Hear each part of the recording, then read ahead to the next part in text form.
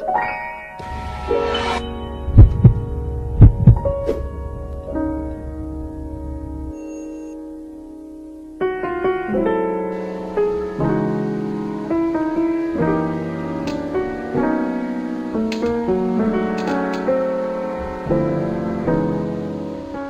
sempre um prazer receber o Dr. Guido Palomba na Janela da Paulista. Dr. Guido, eu nem vou contar quanto tempo a gente se conhece, né? Pois é, mas é um prazer muito grande para mim e uma satisfação estar aqui conversando com você, Isabel. Muito obrigada, doutor. Bom, Dr. Guido é psiquiatra forense, como você sabe, ele trouxe livros hoje para mim. Muito obrigada, doutor. Depois eu mostro para você. Mas eu quero conversar com ele hoje sobre a história da loucura. A humanidade sempre foi louca? Sempre, eu diria assim, sempre existiram loucos na humanidade. Mas a primeira vez que o homem dito normal, ele se deparou com aquele dito louco, ele não sabia o que era. Então ele precisava arrumar alguma forma de caracterizar esse indivíduo. Então ele chamou de possessão demoníaca. A loucura, pela primeira vez descrita na história, é possessão demoníaca.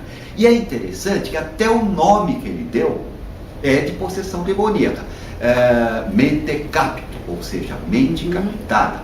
Epilético, epi é o que está acima, e lepsis é abater. Epilepsia é abater por cima, porque o antigo, ele pensava que o diabo vinha por cima, abatia o indivíduo e ficava sacudindo no chão. Então, a primeira vez que o homem entrou em contato com a loucura, ele chamou de possessão demoníaca. E quando que se percebeu que não era bem isso? Pois bem, ele pegava o doente mental, punha dentro de barcos, as famosas naus dos loucos, e descarregava em ilhas e locais desertos, e eles morriam naturalmente. Ou eles eram apedrejados e postos para fora dos muros da cidade.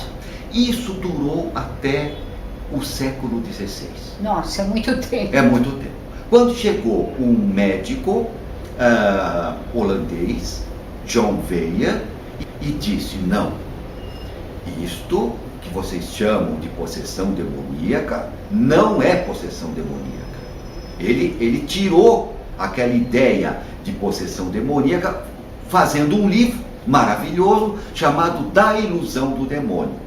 Mas só que ele não disse o que era. Então o doente mental não teve uma sorte melhor, que ele falou não é possessão demoníaca, mas não disse que era doença. Então o que eles faziam com os doentes mentais?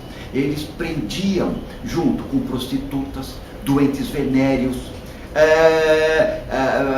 pessoas, a escória da sociedade. Eles prendiam os doentes mentais ali, porque os doentes mentais não se prestavam para o trabalho, eram insubordinados às ordens, e isso, Isabel, foi até a Revolução Francesa. Nossa, mas é muito tempo, que sofrimento, né?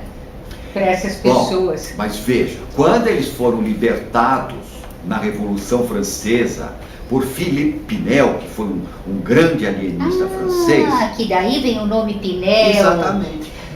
Que a gente até usa como gíria, né? Usou como gíria. E foi Pinel que libertou os doentes mentais e separou o doente mental de todas essas outras figuras da miséria. Porque aí o Pinel identificou isso como doença. Exatamente. É isso? O Pinel medicalizou a loucura. Ele falou, não, isso tudo é uma doença mental.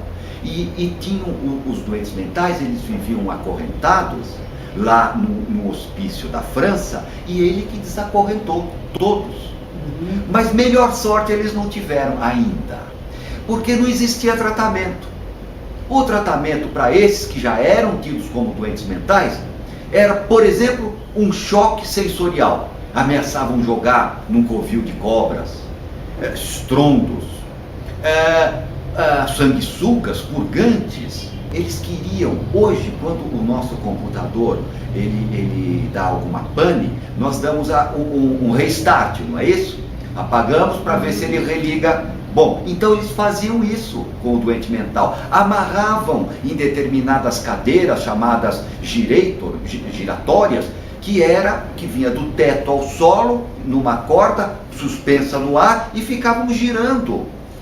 E aí ele tinha convulsões, e com isso eles achavam que o doente mental iria se beneficiar. Mas essa também foi uma época. Nós estamos quase chegando nos dias atuais. Então, já caminhando a passos largos, chegando nos dias atuais, em 1950 foi sintetizado pela primeira vez. 1950 é anteontem, não é? Claro. Foi sintetizado, em termos de história, isso. Foi sintetizado o primeiro antipsicótico, ou seja, o primeiro entre aspas, antidoente mental, chamado, que existe até hoje, chamado clorpromazina, ou Amplictil, que é o nome fantasia. E a partir daí, a sorte dos doentes mentais, a forma de lidar com os doentes mentais começou a melhorar até o 1990, 2000. Depois eu te conto por quê. Quero saber, mas quero saber uma coisa antes. Pois não. Onde é que entra a psicanálise nessa história? A psicanálise, ela entra linda e maravilhosamente na virada do século XIX para o século XX, com Sigmund Freud, que fez entre aspas, uma grande revolução dos conhecimentos mentais. Então ele começou a explicar a mente pela mente, ou seja, antes tentava-se explicar a loucura por um fenômeno neurológico, por isso, por aquilo, e o Freud passou a ver a mente como um sistema composto de várias esferas, e por essas esferas ele conseguia explicar muita coisa sobre a pessoa, sobre o consciente, sobre o inconsciente. Então a psicanálise entra aí como uma poderosa e excelente ferramenta para o conhecimento da mente. Agora, doutor, depois de 1950 surgiram os medicamentos. E a evolução desses medicamentos levou para onde? Você está falando muito bem. Sua pergunta é uma pergunta importantíssima, Isabel, porque aí foram os medicamentos, começaram as indústrias farmacêuticas, começaram, eu acho que, vamos chamar assim com todo respeito, crescer os olhos das indústrias farmacêuticas, e elas estão certas, porque são indústrias, elas precisam faturar, precisam ganhar. Isso elas estão no papel dela. Veio o marketing, mas só que aí houve um exagero da produção e da venda de remédios.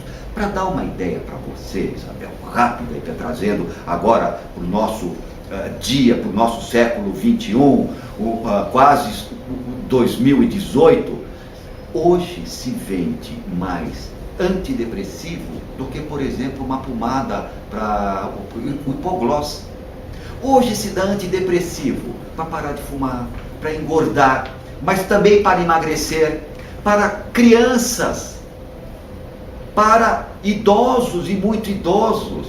E na mesma posologia foi a banalização dos diagnósticos psiquiátricos. Então eu costumo dizer que com a vinda dos remédios vieram as indústrias farmacêuticas e os médicos, com todo respeito, mal preparados, porque são eles que receitam, acabaram despejando na sociedade uma quantidade imensa de psicofármacos. Mas aí o erro está no diagnóstico, não tá? Eu acho que está. Você falou muito bem. Está no diagnóstico. O diagnóstico foi atacado. O médico só receita se tiver um diagnóstico firmado. Senão, não se justifica receitar sem diagnóstico. Então, o que foi feito? Um laceamento do diagnóstico, para que muitas outras situações que não são clínicas caibam. Então, eu vou te dar um exemplo. Uma doença mental ligada ao humor, de nome psicose maníaco-depressiva, que é grave, ela só era admitido esse diagnóstico com certos padrões psicóticos, etc. Aí o que foi feito? foi aberto esse diagnóstico, laceado esse diagnóstico para caber mais coisas. Agora, todos nós na vida temos os nossos momentos de depressão, de tristeza, que é algo absolutamente natural, mas essas depressões e tristezas naturais acabaram entrando dentro desse diagnóstico de psicose maníaco-depressiva com outro nome, com o nome de transtorno bipolar. Em vez de ser mania, depressão, ficou bipolar. Então, veja que horror. Hoje, se você estiver na sua casa e tiver infelicidade de ter, por exemplo, um bicho de estimação que morreu, um cachorro, e você for num psiquiatra de formação recente, nessas faculdades de medicina que estão hoje proliferando em todo o canto, você está arriscado a sair de lá, porque claro que você tem que estar triste com a morte do seu cachorro, mas você está arriscado a sair de lá com o diagnóstico de bipolar e ainda tomando antidepressivo, talvez até para o resto da vida. Então, esta é a situação. Eu falei de uma única. Sim. Depois nós temos Alzheimer, transtorno obsessivo compulsivo, hiperatividade, tá tudo. Síndrome do pânico. Tá tudo tomado. Uma pessoa que vá num psiquiatra hoje, esses, digamos, formados nesta mentalidade norte-americana de venda de remédios, das indústrias farmacêuticas, você não sai de lá sem um diagnóstico e sem uma receitinha. O senhor está me lembrando o alienista do Machado de Assis, que queria botar todo mundo trouxe. E quem é que fica lá dentro era ele. Você lembrou bem essa novela de Machado de Assis, muito boa, muito bem lembrada. Tá bom, doutor, eu espero que a humanidade não enlouqueça de vez, viu? Muito bem. Muito obrigada. Eu que agradeço, muito obrigado. Oh, every time we say goodbye, I die a little. Every time we say goodbye.